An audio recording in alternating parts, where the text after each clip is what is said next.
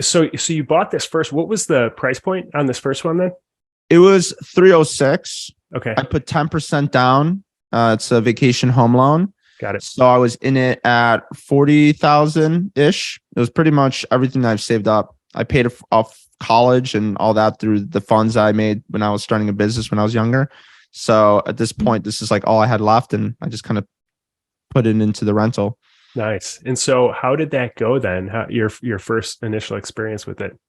Yeah, I I realized that very early on that buying short-term rentals is not passive and it's a business.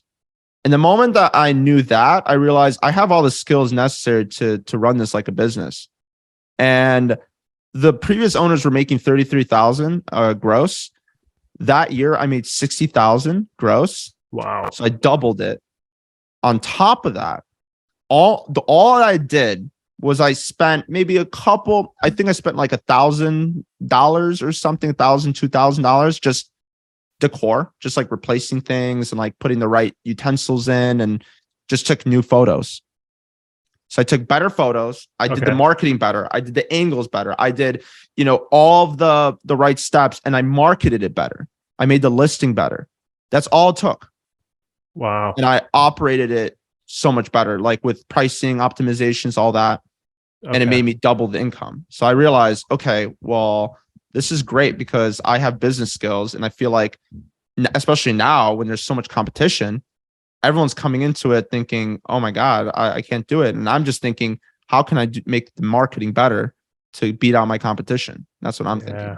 Yeah.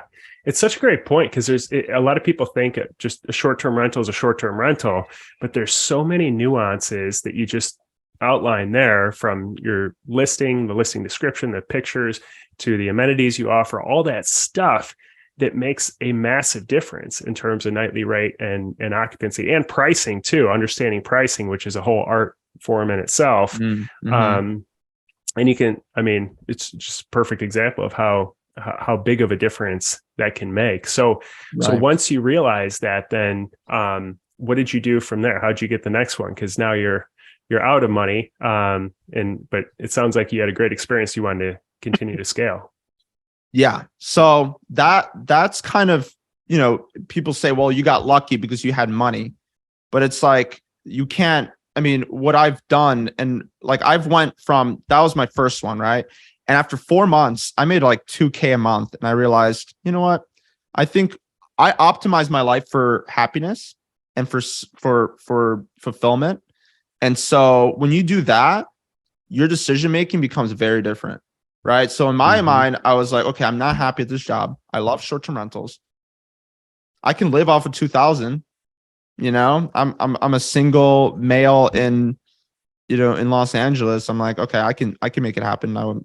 I had cardboard boxes as furniture, like from my bed. I made it my couch, and then I made it my dining table, and then it was really funny. And I just knew I could do it. And I did exactly that, and saved money and lived off of $2,000 a month. Wow. And I didn't know what I was going to do. I just knew I had to quit my job, and I quit my job January of last year.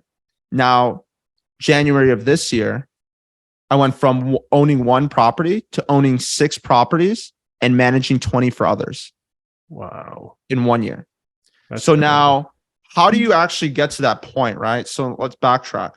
I have one rental, right? And that's usually like a question, like, how do I scale? I will say in real estate's a really lonely road, but it's also like it's kind of contradicting. You can't get to the next level without partnerships or team sport, but it's still like a lonely game. I don't know how to explain it. So you need to partner up with people is what I'm trying to say. And I was prepared for it, right? And the opportunity came. I met this guy. He was a house flipper. He saw that I had one short-term rental, and that was enough to show him, hey, I know short-term rentals. And he had 100 plus flips under his belt. And he basically came up to me and said, hey, do you want to partner? I want to do Airbnbs. And he's like, we could do this thing called the Burr. And I was like, the Burr? I've heard about this before, but what do you mean? And he was like, listen, we could buy these properties that are ugly and we can renovate them. And then it's as if we bought this short-term rental at a lower cost basis. And I was like, oh. And on top of that, he's like, you know what? And we can also put the furniture into the rehab budget. And I was like, okay. And then if we're in a short-term rental market, the appraisals are going to be high because the other comps are going to be also Airbnbs. And I was like, okay, this is cool. So let's do this. We ran with it. And that we just bought 5 together. And we just did the burster. One I just recently bought. And so I bought 4 with him until recently we bought the new one. These were bursters. So we basically took these ugly homes, we made them beautiful. And now get this. The cool thing is Joshua Tree is the area, right? Joshua Tree is super competitive. People say it's saturated. People say all sorts of things about you can't make money there. But really, I don't believe in saturation. Whenever I hear saturation, I hear, oh, you're too lazy to really stand out. Like, I don't shy away from that. I know the traffic drivers are there. I know 3 million people go to Joshua Tree National Park every year. I know that it's the 8th most visited national park in the country in 2022, meaning after COVID. Yeah. So I know that there's demand. I know it's an upcoming area. I see Palm Springs, the neighbor, having multi-million-dollar houses. And I know Joshua Tree is at a lower cost point. So I know more or less there's a demand for this, right? And I'm still very bullish on it. And, I knew my market. I knew it was going to be good. I just needed to get in at a lower cost basis. And what better way to do that than start from a blank canvas? I have a blank canvas.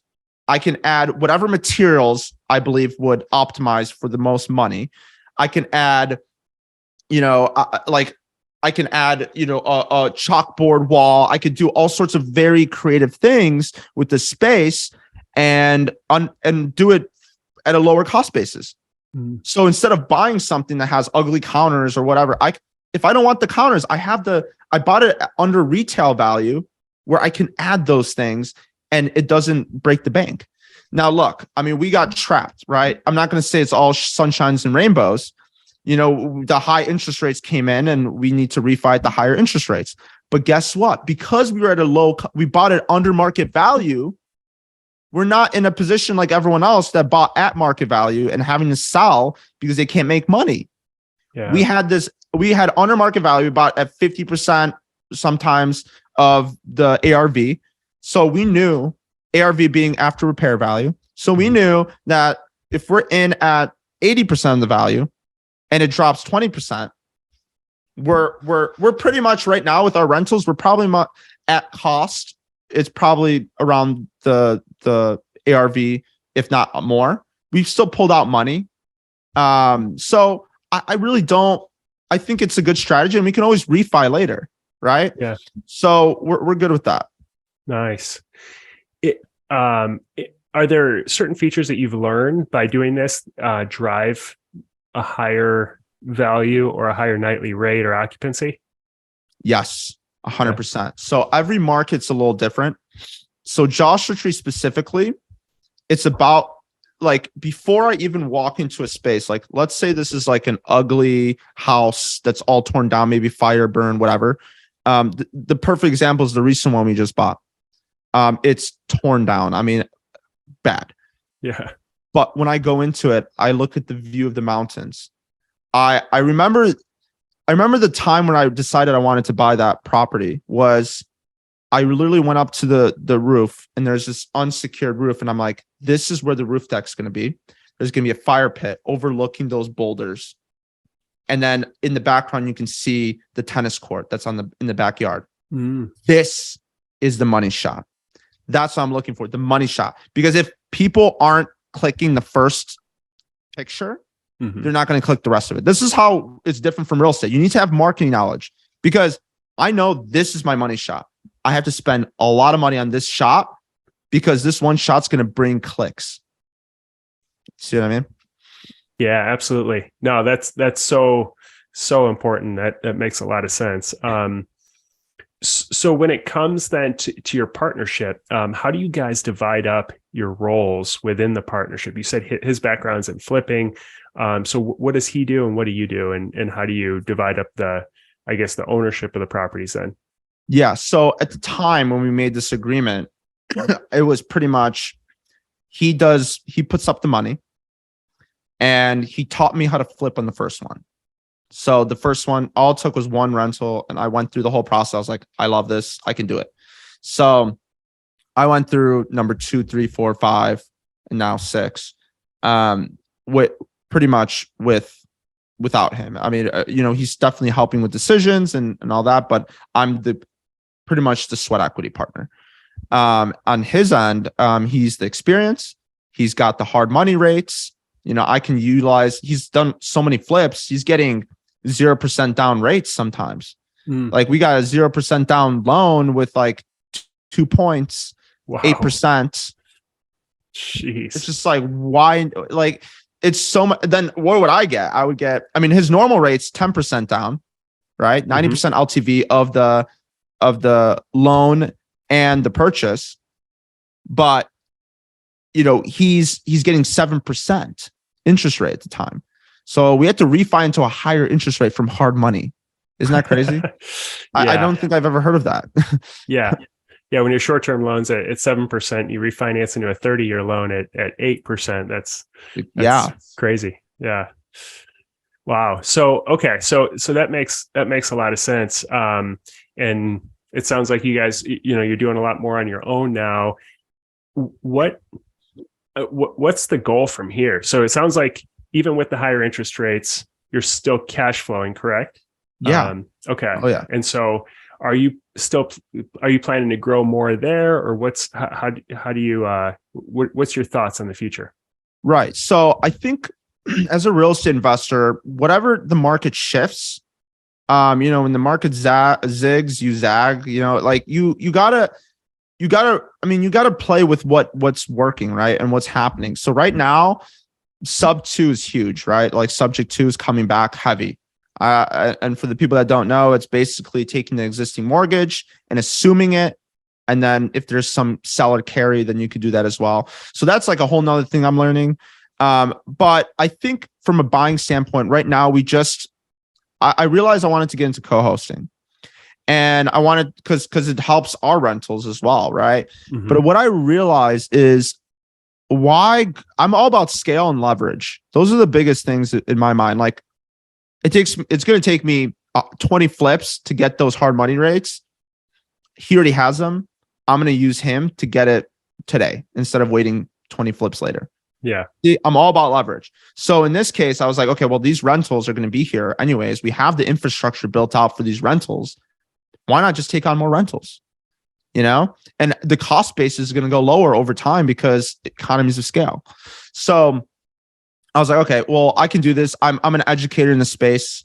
I run STR Nation. So I have a bunch of investor relationships. And I was like, you know what? I think I can do this. And I asked, I'm like, who would like to, and this was during the holidays. This was like December. Who would like to, host with me, right? Like who would want to be, give me their property. And I had a couple leads here and there, but then one person came to me and said, listen, I can't get you 1, but I can get you 16. Would you be open to that? And I said, yeah, absolutely. And here we are. We bought a property management company. So this management company, they had a baby. They didn't want to operate it anymore. We pretty much came into it, negotiated seller financing with them. Josh put up the money. And now we own a property management company. We created a job for ourselves. Now, the property management company was not optimized. They didn't have the employees in place. It's a business, right? They didn't have employees in place and all that, but they had some pretty good infrastructure. So we took that and we just took it to the next level. And right now it's like we're stabilizing it. And as we're stabilizing it, we onboarded 4 clients. Nice. And I've gotten 15 leads since the launch, which was March 1st. And we're recording, it's like March 15th or something. Mm-hmm. So, in 15 days, I got 15 leads or 20 leads, I think, at this point. So I know that we're going to scale this thing. And I'm already thinking about how can I leverage this into other markets, right? I'm already thinking ahead of I'm 10 steps ahead. I'm playing chess, So, but obviously I'm not getting too carried away. Like I'm focusing on what phases we need to develop, right? Because I come from a product background. So I know like phasing and all this other stuff. and leverage your skills, by the way. If anybody's listening to this, if you're a photographer, if you're whatever skill set you have, double down on that and use it in your journey, because it's going to help you. And if it doesn't help you, it's going to help somebody else.